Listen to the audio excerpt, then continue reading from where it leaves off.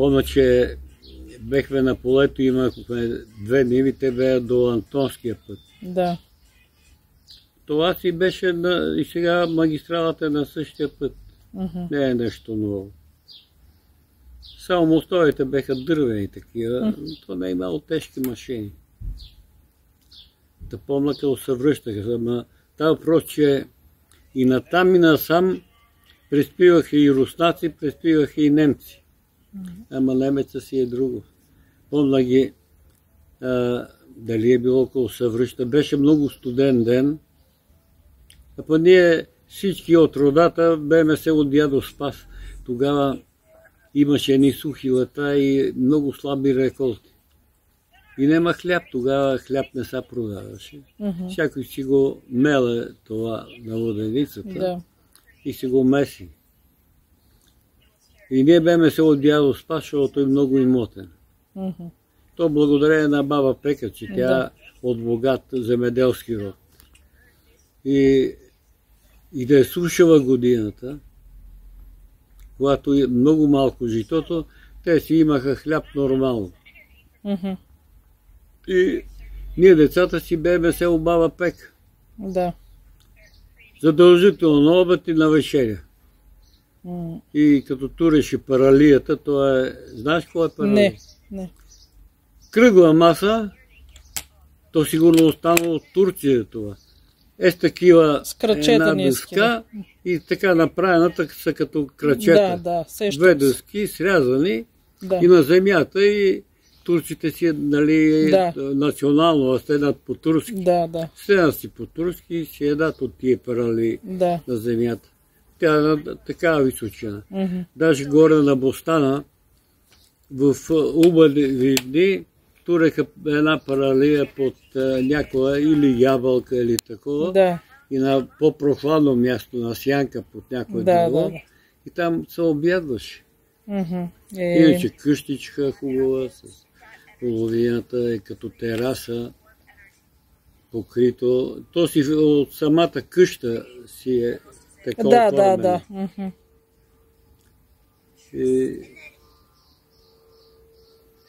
Тия парали, като се еде извън къщето, па даже и в къщето, като те в къщето даже като застела слагаха и на пода. То половината беше като терас, защото то си в къщата, но от южната страна нема стени. И от половината къща се отвор към юг, само от ляво и от дясно има по една стена, тя си от самата къща. И имаше само парапети. Така като метри 20-30. На тях мята като почнат да скубат лука, правят го на сплитове, нали? Знаеш кой е сплит, и го слагат на тия парапети. Проветривото да се суши. Къщичата беше страхотна. И ние децата лято време беме се там. И като беше войната, сушеви години. Помня, тогава дядото и Стефан беше на фронт. Ма той стига до Албания и после си додолу пешо там. Помня, че бея много сушеви години, високи температури, житото, мъжете на мобилизирани, а иначе дядото и Стефан не участвал в някакви битки. И на полето само жените. И помня, че нивите бея толкова високи. То било толкова високи класа. И тогава житата се скубаха. И като идеш на връшачката, колкото и да падне земята от корените, като ги пускат в връшачката, област и пепел. Малко жито, пепел много. Ужас. И ние децата, на нивата и ние.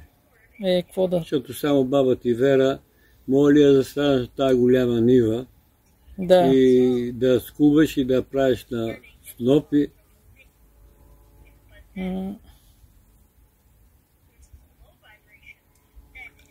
И другото време, като сме свободни, се надядо на Бостана. Защото там на обед си нахранат внучията. Да. След обед винаги имаха закуска. Да.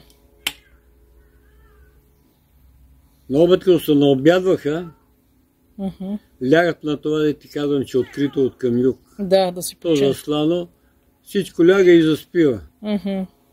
След това стават и почват да работят. Да. И като стане 4-4:30, баба се провикнеш, айде дяца да плъним. Да плъним, да правим закуска. Да. Моя хляб и бучка сирене. Да. Нещо такова, ама в филийката хляб с нещо се има нещо. И се правеше и световена закуска. Да. И после като са починат, хапнат, закуската стават и па почват. До зала слънце. Дома имахме една леля, не беше жена. Тя постряща кравите от говедара. Дой ги. Тя не стъпваше на гостта.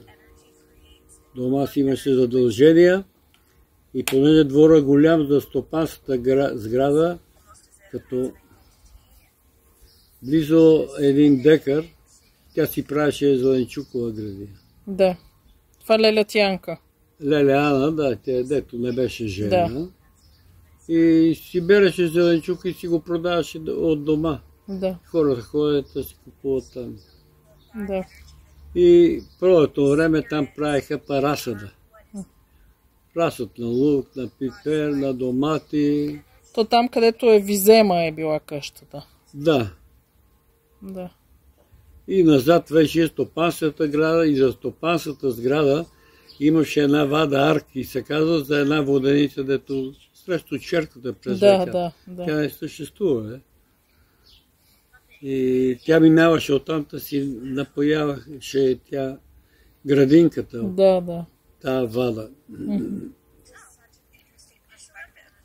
Тя си и печелеше дома от градината. Да. Посрещна кравите ги прягаха вече по-късно, когато ще берат пипер, домати.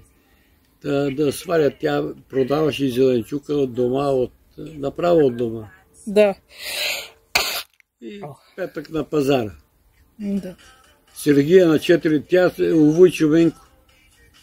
Зад къщата е тая Сергия на 4 колела. Да. Е направеното се впряга с кравите. И с покрив. Да. 4 колонки, покрив сламаринен. Пълнаха я с зеленчук. Зависи в кой ден има пазар златица. Чав Копривица са ходила. Тръгват, пътуват повече от половин ден. Да. Преднат кравите с тази Сергия. Тя пълна с зеленчук. Такър. Щият в Коприжица. Да. И тук одеха по Чавдар, Челопеч и Златица. Да. Тази Сергия. Преднат я. Яваш. Да. И на нея и зеленчука на чували и на щайги. Много работа е това. Спомня си по цял ден, да си изключение на почивката на обед, са се в лъхите. Пипер, домати, лукове, плеват. И една вада си течеше постоянно с вода, друг се занимаваше с напояването. Да. Много работа. И си имаше жените, такива от бедни семейства, нямат земя. Да. Те па преживяваха. Ги нахранят на обед и вечер, даже и сутрин на закуси, като идат да дадат нещо да хапнат. Да. Тъй в най-лошите години от дядо и баба имаше ядене и ние децата в тия главни години, когато нямаше реколта някаква, беме се от дядо и от баба. Те са си били гладни години, бая. Той на тия гладни години, 40-44 година, баба ти Тина, леля ти Надежда, баба ти, охлеля ти тази Стефана, са дарявали по 1000 гроша на църквата, Да. което е било много пари. Много пари.